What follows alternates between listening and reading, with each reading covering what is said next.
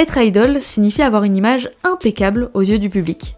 Même si parfois il est difficile pour nous de comprendre l'engouement autour d'une idol avec des accusations prouvées fausses, ou même juste une rumeur de couple. Et parmi le nombre de scandales que nous avons eu dans le monde de la K-pop, il y en a certains qui ont réussi à détruire leur carrière à juste titre. C'est le thème de la vidéo d'aujourd'hui. Alors oui, c'est un thème que j'ai déjà abordé il y a un petit moment, mais que je trouve avoir un peu raté. Que ce soit au niveau du son, au niveau des idoles ou des histoires, franchement, c'était pas ouf et j'ai préféré du coup la refaire aujourd'hui pour les petits nouveaux qui veulent découvrir ma chaîne. On va pas perdre plus de temps, commençons. Hwayoung, Boys 24. Hwayoung était une idole présente dans le survival Boys 24. L'émission s'est déroulée en 2016-2017, et c'est pourquoi les participants étaient vus au début comme les petits frères de IOI, un groupe très connu tiré d'une émission très connue aussi. Et même si l'émission n'a pas aussi bien marché que Produce, Boys 24 a quand même réussi à l'époque à se faire un petit nom. Notre fameux Hwayoung aurait pu avoir une très belle carrière devant lui. Cependant, le 8 février 2017, un enregistrement va faire le buzz sur internet. On peut entendre Hwayoung avoir des propos inappropriés envers ses fans lors d'une conversation privée.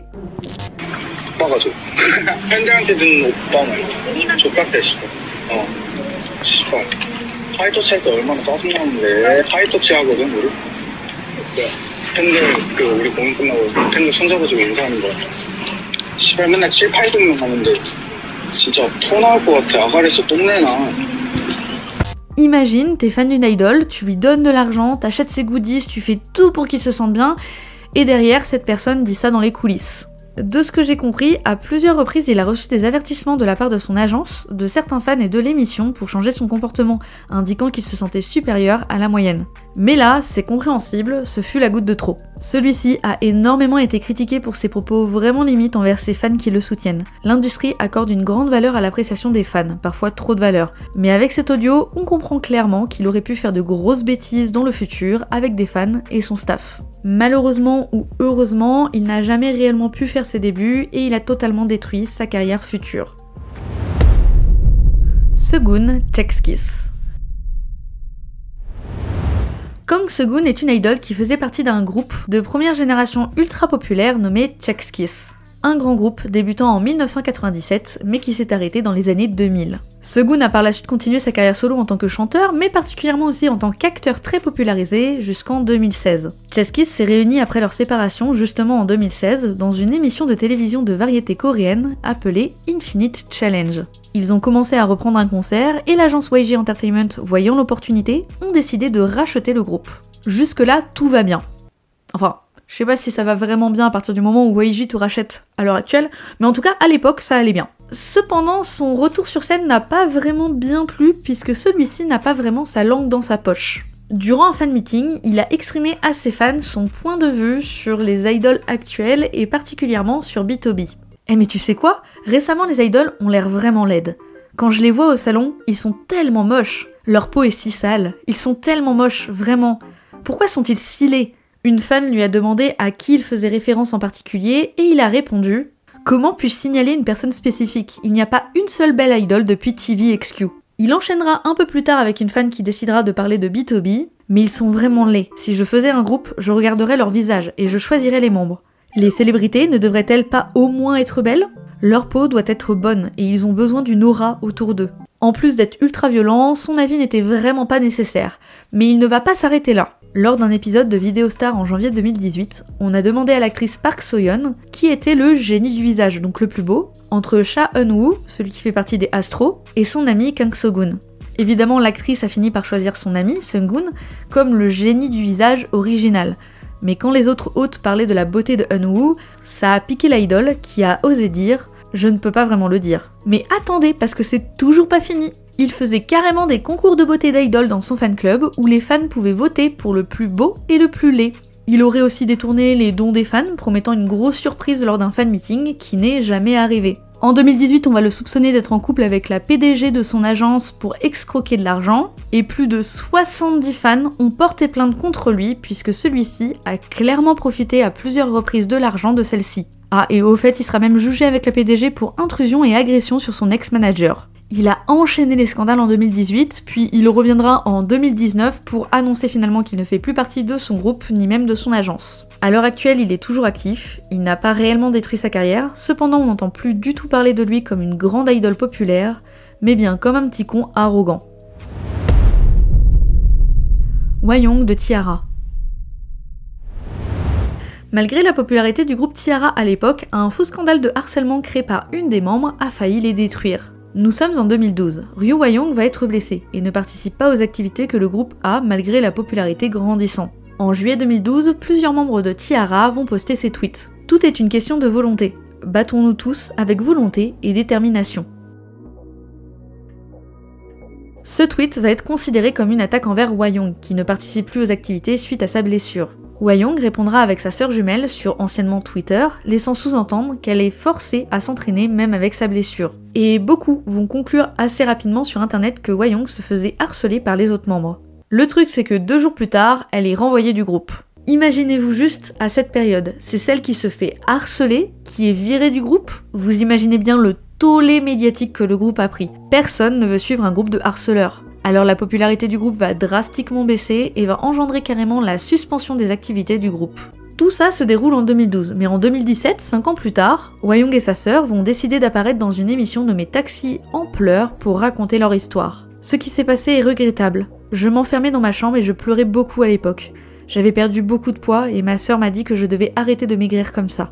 Cette émission n'a pas vraiment plu à tout le monde, notamment un ancien membre du personnel qui va affirmer que Hwayoung et sa sœur sont en réalité les intimidatrices qu'elles décrivent avec des captures d'écran de preuves à l'appui. Sauf que c'est pas une personne qui va parler, ni 2, ni 3, mais presque une dizaine de personnes qui va parler, parmi les managers, le membre du staff et bien sûr l'agence elle-même.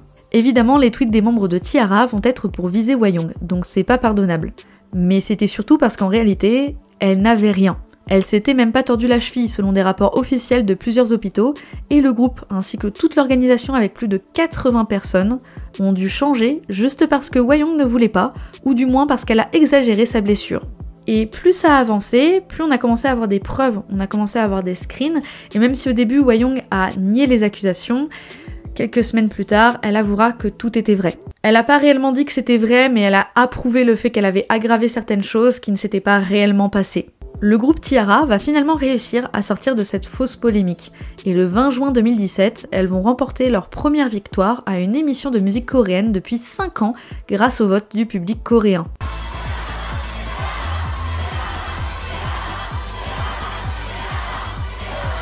C'est un peu comme un pardon du public pour avoir jugé sans avoir eu les 2 versions. T-ara va finalement disband juste après cette victoire pour clore tout cela.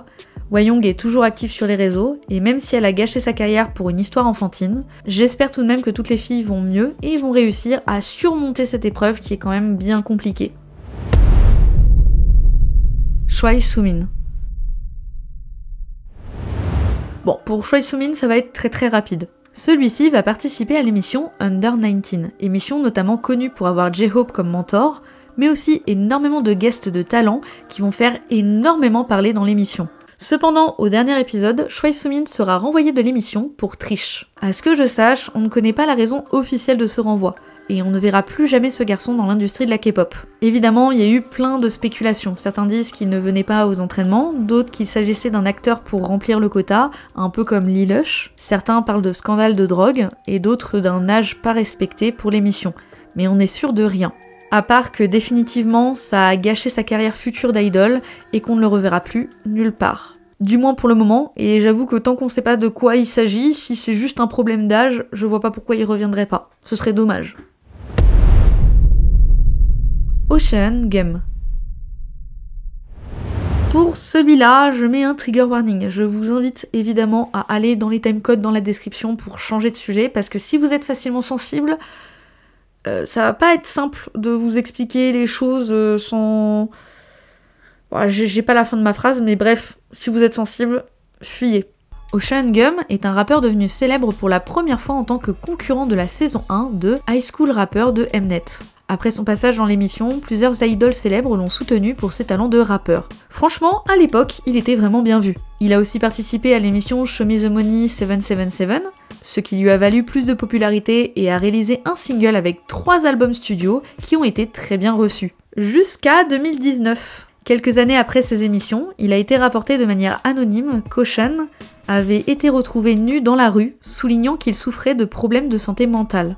Mais il a aussi avoué avoir agressé un mineur. Il dira littéralement qu'il avait touché l'arrière du mineur pour manger ses excréments. À l'époque où il a été inculpé pour la première fois, l'enfant avait allégué que l'ancien rappeur avait touché son derrière mais n'avait commis aucun acte de nature sexuelle. L'avocat du rappeur a déclaré pour le protéger que l'accusé avait touché les fesses de l'enfant afin de cueillir et manger le caca de l'enfant de manière ludique. Défense vraiment pas folle et ça l'a pas aidé évidemment. Son équipe juridique essaiera de le défendre tant bien que mal en disant qu'il avait du mal à se remettre de l'échec qu'il a eu en tant que musicien. Mais c'est pas une raison pour manger le caca des enfants en fait.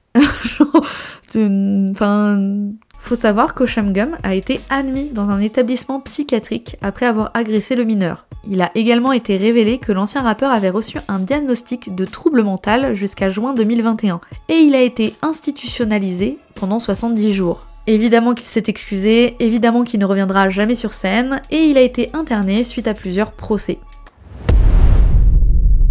Han Jong-yeon.